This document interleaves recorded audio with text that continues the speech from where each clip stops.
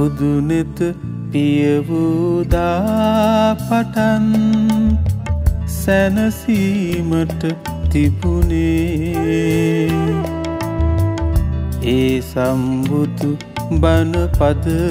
විතරයි ඒ සම්බුදු බණ පද විතරයි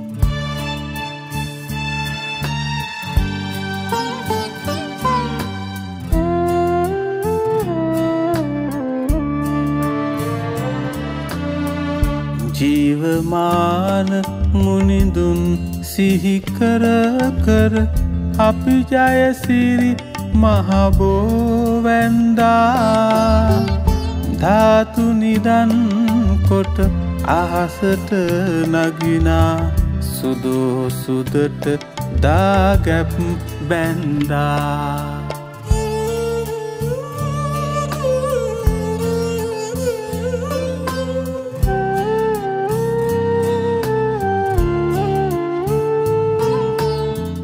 රන්පත්වල බුදු බණ ලිව්වා මිහිරි හඬින් බුදු ගුණ කිව්වා නිවන් දකින මගේ සුදු සිහිනේ ඈතින් දිලිසී පෙනුණා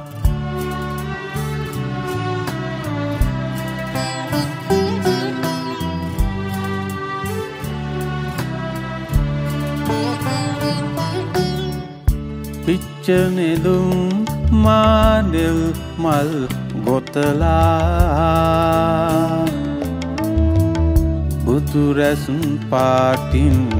පොඩි පදදා මං ඈත බලා සිටියා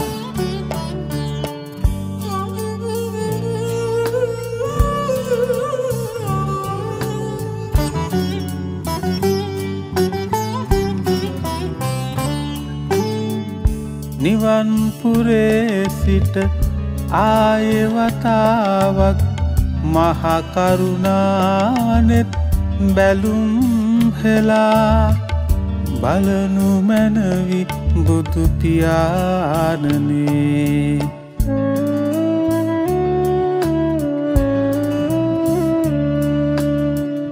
ගෞතම මුනිදුගේ සසුන දිහා අපි තවමත් මහ ආදරෙන් බලා සිටිනවා සම්බුදු පියාණනේ බලා සිටිනවා සම්බුදු පියාණනේ සම්බුදු පියාණනේ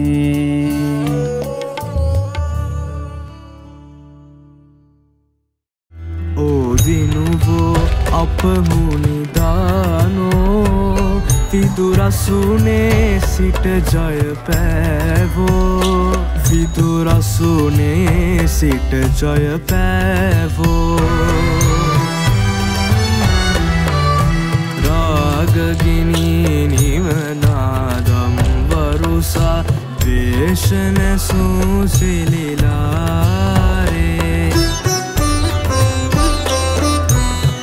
අඳුර නිවාදිලි දිලි ප්‍රදීපේ එතන වූ සංසාරේ සනසීම ලැබූ නිර්වාණේ ජීවිත අපගේ පුණ්‍ය තඩාගේ අරවින්ද පිපිමල් වාරේ ඕදිනෝ අප මුනිදානෝ